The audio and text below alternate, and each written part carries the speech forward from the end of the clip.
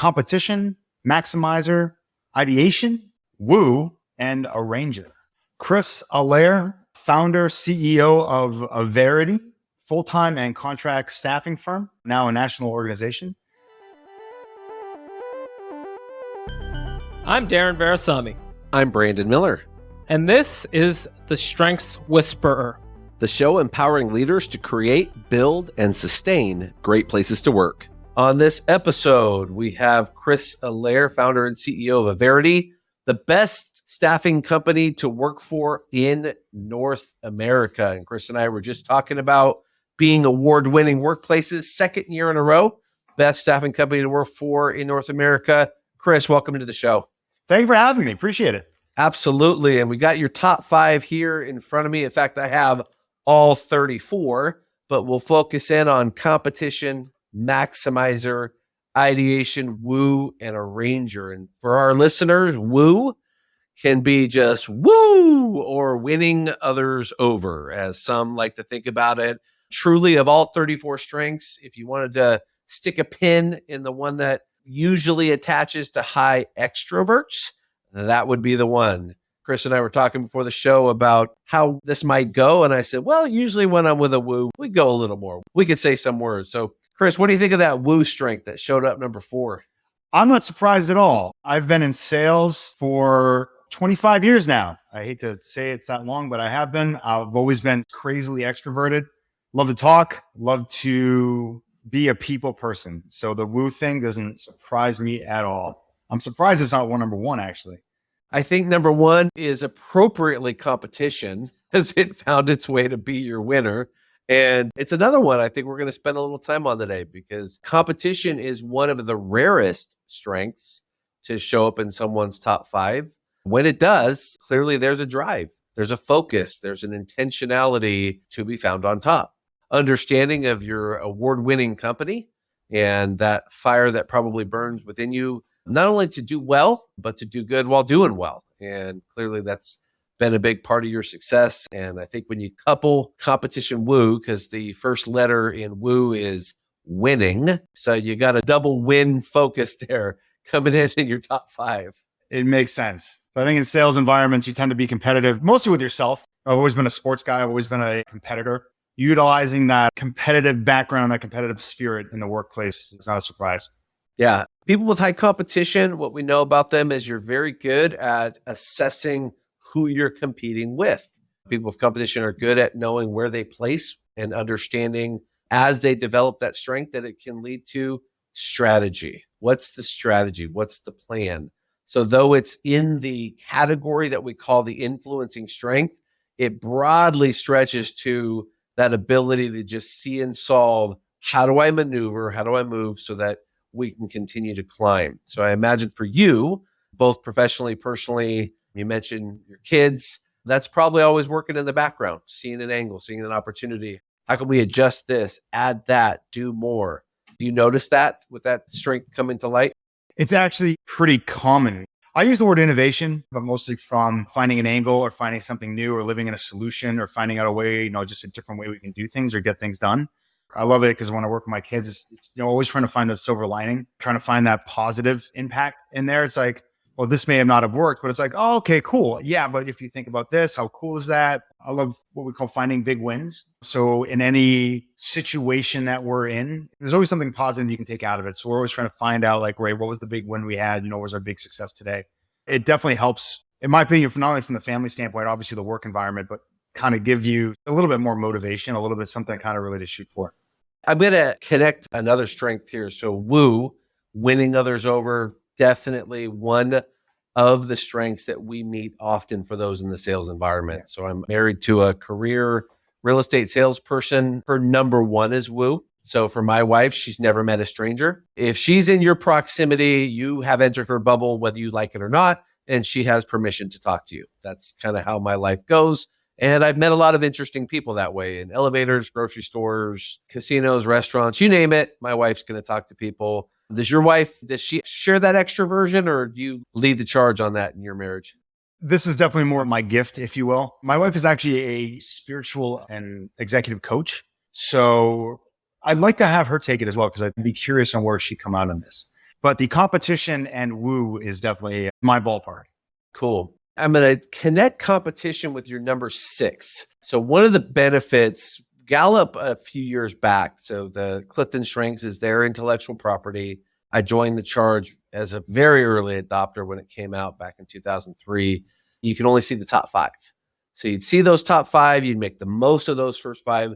And some years later, they realized there's a lot of value to seeing that top 10 to 12, and especially because the test retest on this assessment is a lot of that grouping and the 10 stay there. They just move around. So in your case, number 6 is achiever. And we like to call that the workhorse strength. That's the one that fire of competition has to have the endurance of achiever behind it. And when we got on this morning, you did a very achiever-esque thing. You told me about your work from the night before and how early you got up in the morning. And that is a very common, achievers know when stuff's got to get done. What do we do, Chris, when stuff's got to get done? We get it done. We do it. Is it even an option? No, it's what I've been taught. And I say to people, there's no excuses. It's just results. That's right. And so when you combine that, achiever on its own is an endurance, it's workhorse, it's completion. It's going to stay in the game until the game is over. And so in some cases, when you have achiever without competition, you get completers instead of competitors. So they'll finish, right? When you add the layer of competition, now you add a different level of fire, a different level of commitment. And you mentioned athletics, which is usually a good example for folks. It's the person that's going to show up early in the gym every day because they know that extra work gives that extra advantage. And even if I can't out talent you, I'll out hustle, I'll out sustain, I'll out drive you. And perhaps when you think back on your life, you might see how those two have paired up to be a big part of your success. It's interesting because I have some company laws or like the 3 pillars of the organization that I built the company on. And the number one part is outservice the competition. It's in that competitive mindset. If you're going to be in a service-oriented industry, outservice everybody because that's what's going to win. That's an excellent reminder for many of us listening that in whatever space we occupy in our workplaces, and if you serve customers or constituents, so whether you're government or you're in the commercial sector, how people perceive your service says everything about how they will come back, how they will engage with you, right? Was that experience positive? And if you outservice, you're not joking. People recall it. Such a great connection there between those strengths. I can't not add your second one now to this party because you have the quintessential upgrade, optimizing, seeing where we're amazing, and then seeing just above it. But if we do this, we could get there. And that's our friend Maximizer, which, by the way, Chris, some have called the coaching strength. This is the strength of not only can I see your potential, I can see your excellence, I can see the next step. I can see where we can take this. So parenting, being a CEO, any place where you're involved in athletics, it's one of those strengths you can't shut off. You can't stop seeing where things could be better. Do you resemble that much? Oh my God. It's a strength and weakness, to be totally honest with you. It's something I talk about. There's always more to go after. There's always a new mountain to climb. There's always another peak that you can get to, which is great when you're in a leadership space or as a CEO or as a father or whatever you're trying to do. It's also a weakness. And I would say is being content sometimes really where you are or understanding like what you've achieved to get to where you are or what you've done to get here, being satisfied with it, being happy with it. So it is something that I'm constantly trying to work on is this idea of like, look at all I've done, look at all I've achieved, look at everything I've done to date, soak it in, milk it in, be happy. Like, look at all the wins that I've gone after. We're best staffing firm in the country of North America to work for 2 times in a row. And I'm already thinking like, great, how can we win it again? Or is there another list that we can top? It's that idea of be really happy with where you are, but there's always more to go after. I think personally, it can be kind of a detriment. So I think it's a great skill to kind of have is if you can balance it correctly. Yeah, I'll tell you what, Maximizer happens to be my number one. And I coached a CEO years ago, and he said, I have to be careful for the but. He said, I'll look at someone's success and I'll tell them all about how amazing they are. And he said, as soon as I put a period at the sentence, my mind wants to go, but here's how you can improve. Or, hey, have you thought of this? They said, what I realized is that the next line overshadowed the first line of them enjoying the success that they accomplished. And what I realized is the guy, without knowing it, defined my parenting life. I said, oh my God, you just called out one of the opportunities as a parent is to let the kids live in their wins. Let it live there, celebrate, give it a chance to enjoy, and then come back around to, I was thinking about, I could see where we have some opportunities here. What about this? I wonder, as you said, like the strength and weakness, the key to all of these strengths, Chris, is they all have two sides of that coin. Our greatest assets in these strengths can at times prove to be pain points, points that we got to be aware of. When I went through certification years back, Gallup would say, hey, look, if the same pattern can be leveraged for amazing upside, it also can be leveraged for things that are detrimental. They say, we can't tell you how you're going to use this pattern of behavior, these talents. We just know that you have them. We know that your mind is going to think, you're going to feel, you're going to behave this way.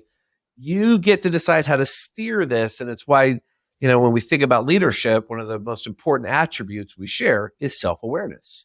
And as a leader who has a few wins under his belt, you get to say, yeah, I probably have seen some of that as I've come along in my career, right? Yeah, absolutely. Chris, as a leader who's won awards, as a leader who's committed to building a great workplace culture, and you got this great coaching strength of maximizer, you have the winning attitude of a woo, the drive and determination of a competition achiever. For the sake of our listeners, what has been the cost? What has been the lessons that you've learned in building a people-first centric, great place to work type of culture?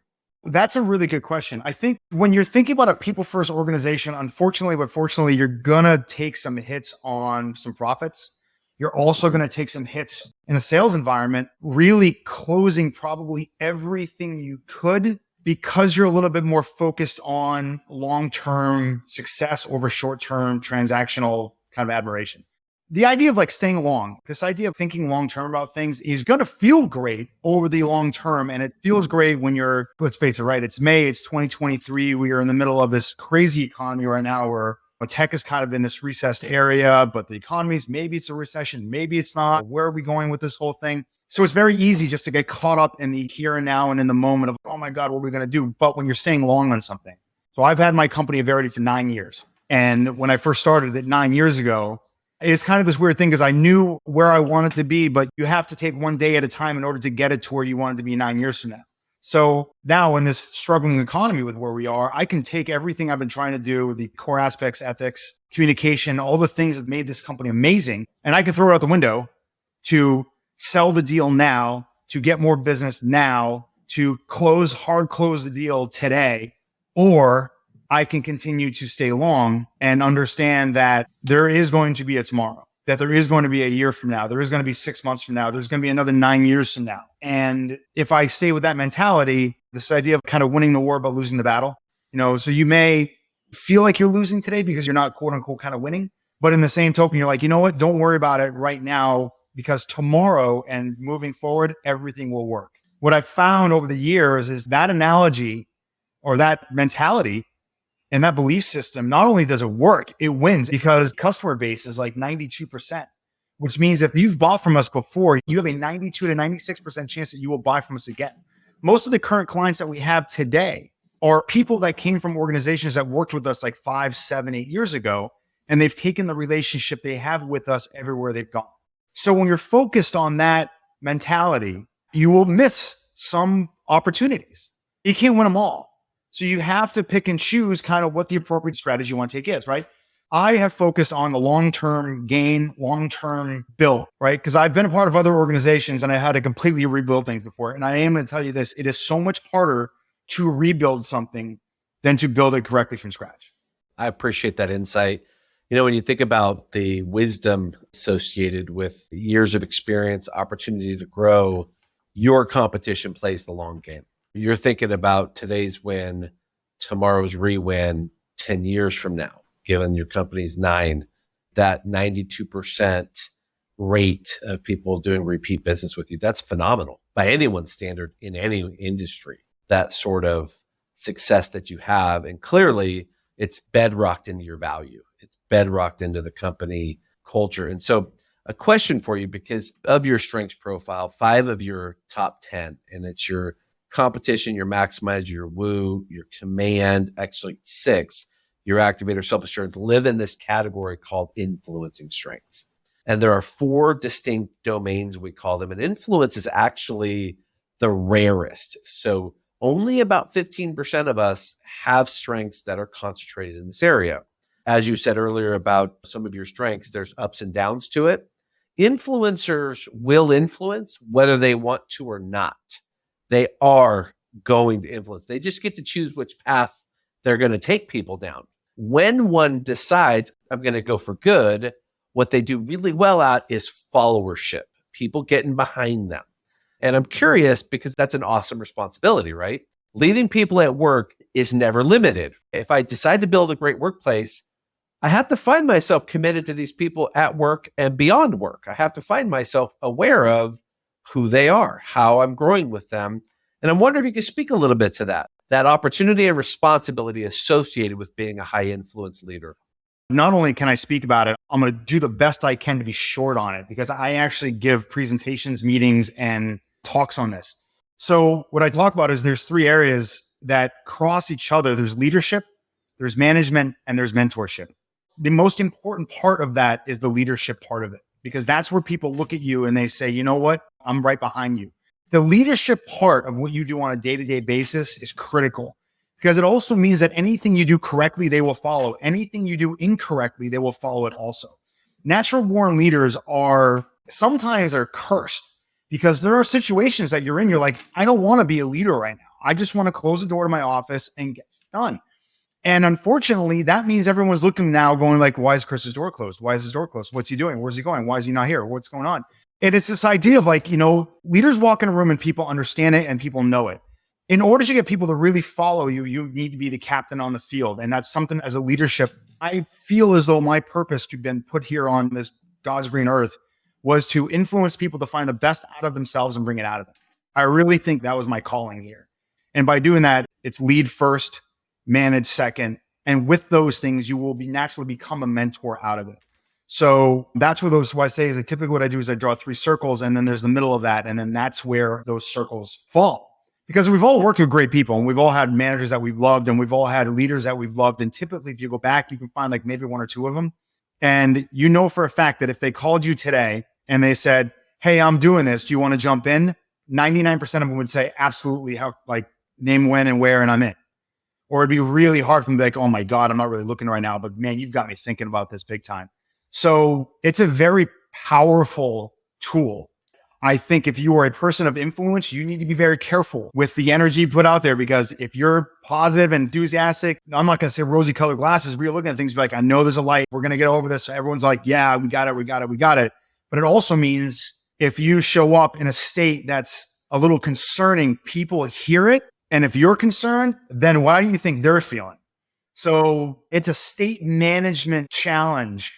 It is a role and responsibility that if you want it, you better be fully aware of it and you better be willing to take it on. Yeah. And I want to comment on this relative to your purpose and seeing what's in people and bringing it out, that clearly God equipped you well. You have the sort of strengths that many people search for in that mentor, that leader, that manager. And your order, from our own experience working inside of organizations, of the influence of the leader, the structure of the manager, and the relationship of the mentor. Because mentors requires them to open a door. They have to let you in. If you're the leader, it's positional. Management, that's operational. Mentorship, I can choose that as your employee, whether I let you into that space for me. And it's an earned space. It's a trust space. And so I want to end this part of the conversation on one of your strengths that stands out like the nose on your face on your assessment in your top 10. And it's your number 8 in this sea of orange fire influence is this strength called adaptability.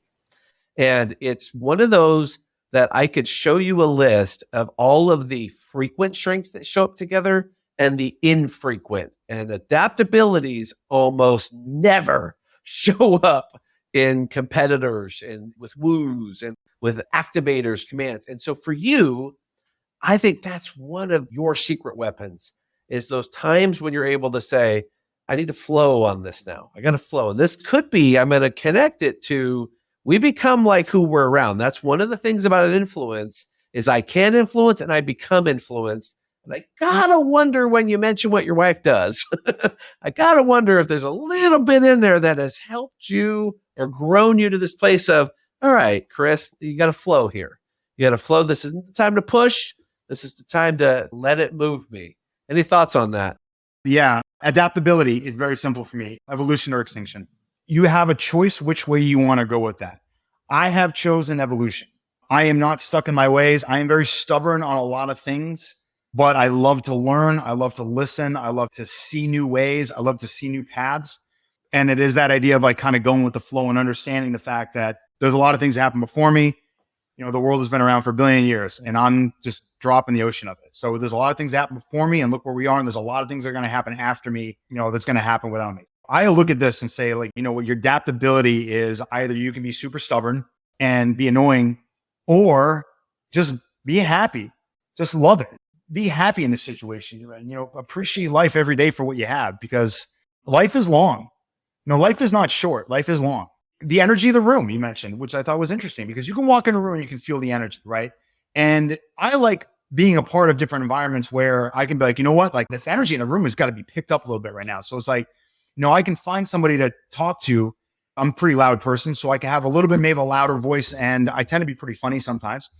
So I can crack a joke or I can be witty. And then all of a sudden I get that person laughing. And then everybody in the room kind of turns around and they look, they're like, hey, what's going on? And then all of a sudden the energy picks up. And then the whole room now, it's kind of got this nice little buzz to it. So I love environments like that I can go in and I can say like, you know what? I see what's going on over here. I can read my audience a little bit. See what we can do to kind of adapt to the environment a little bit. And let's have some fun with this. So again, from adaptability, I've said it to everybody. It's evolution or extinction. And you can pick which way you want to go with it. Awesome. Chris, this has been an awesome conversation. And I wonder if you wouldn't, for our listeners, share where they can find you and a little bit about Averity, what you all do and who you do it for. So I'll start with Averity, Averity.